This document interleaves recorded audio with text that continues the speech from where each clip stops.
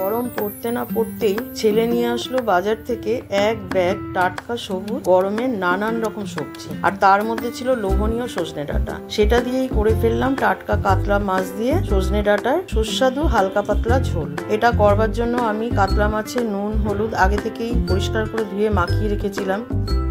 এরপর কড়ায় তেল দিয়ে তেল গরম হলে একে একে মাছগুলো দিয়ে লাল করে ভেজে তুলে নিলাম।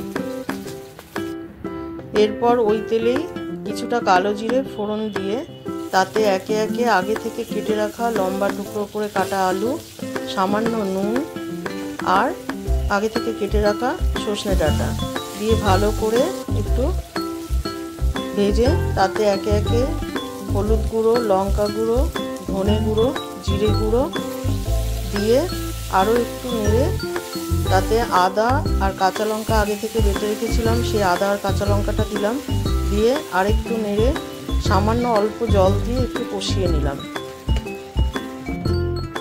এরপর আন্দাজ মতো জল দিয়ে ফুটতে দিলাম। জল ফুটে যাওয়ার পরে তাতে একে একে মাছগুলো দিয়ে ঢাকা দিয়ে 10 মিনিট হতে দিলাম। 10 মিনিট পরে ঢাকা খুলে রান্নাটাকে কমপ্লিট করে গ্যাস অফ করে দিলাম। আমি এইভাবে করে ফেললাম সজনে ডাঁটা দিয়ে কাতলা মাছের হালকা পাতলা ঝোল।